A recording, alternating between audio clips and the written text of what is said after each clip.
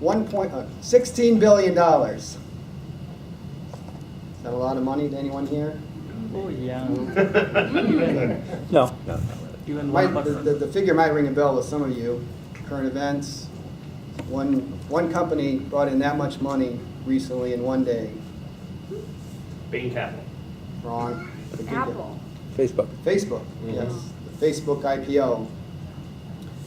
They're already a relatively large and established company, already earning billions of dollars, depending on how you do their accounting. That's right. And it could be argued that perhaps that money could have been used in better ways. And you might wonder, where did that money really come from? $16 billion obviously didn't just come out of nowhere. And yeah, it was somewhat on paper, but somewhere along the line, somebody had to buy the stock and give their money. And approximately 25% came from individual investors. I don't know if anybody in the room is part of that. Hopefully not for your sake, at least right now. The long term might be better, but the short term hasn't been so good. So some of that money probably came from seniors and other people who maybe couldn't have afforded to invest so much money. But I think I would, as an individual, trust them to make that judgment. But the current regulations actually don't. I mean, individual investors cannot contribute to a private company, and the private company can't take money from an individual investor.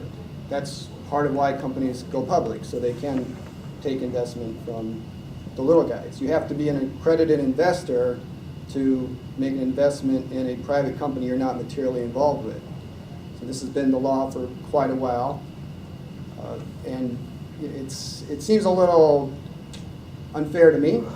My rights are inhibited in a way that I'm not happy with, and maybe not a lot of you have thought about it, but why shouldn't I, as a small entrepreneur, be able to take money from you all because you think I have a good idea?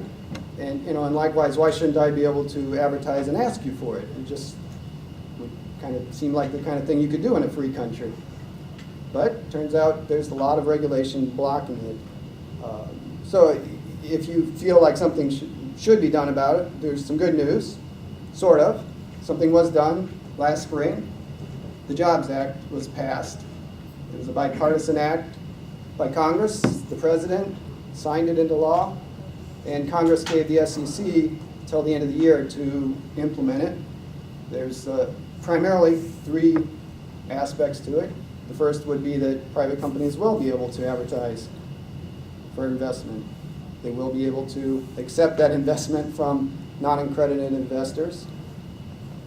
And by the way, accredited means that you have an annual income of about $200,000 a year and or $1 million invested somewhere already. I'm guessing not a lot of us go. We go out on a limb.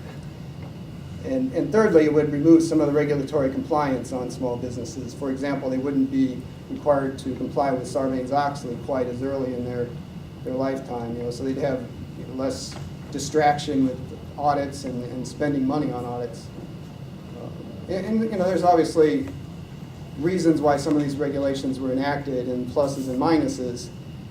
But at the same time, when you stop and think about the fact that grandma can go to the gas station down the street and buy as many lottery tickets as she wants to, and there's no regulations or limits as far as I know on how many tickets she could buy. And likewise, you could go to the Hard Rock Casino over here, and many of you may have been there recently and seen just that. I went caroling with the Boy Scouts at a retirement home last Christmas and saw, of course, some seniors there. But the next week, I went to the Hard Rock, and I saw a lot of seniors there, popping coins into slot machines.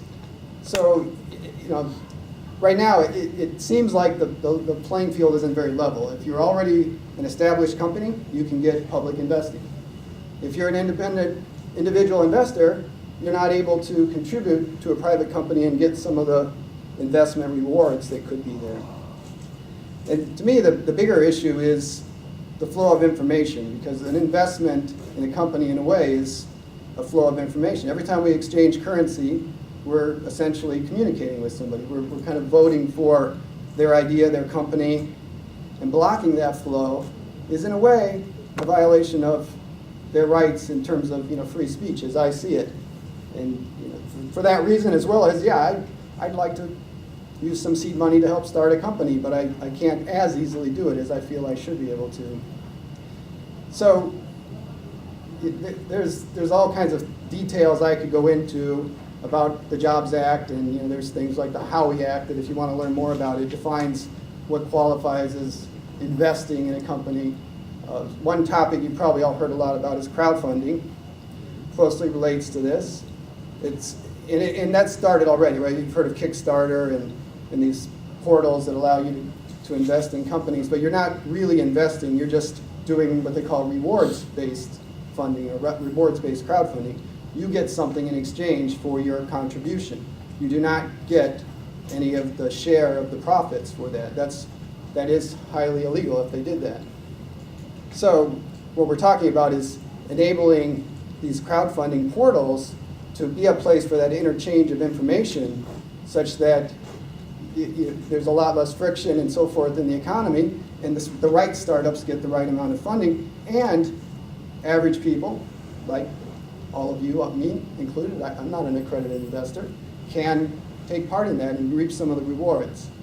So I would encourage you, if you agree that you should have the right to do this, please take some time to learn a bit more about the Jobs Act, and maybe contact your representative, congressperson, and let them know that you'd like the SEC to enact the Jobs Act the way it was written. Because last week even, they've already started to veer away from it and actually convoluted and made things less clear in terms of who can advertise for investment. Thank you.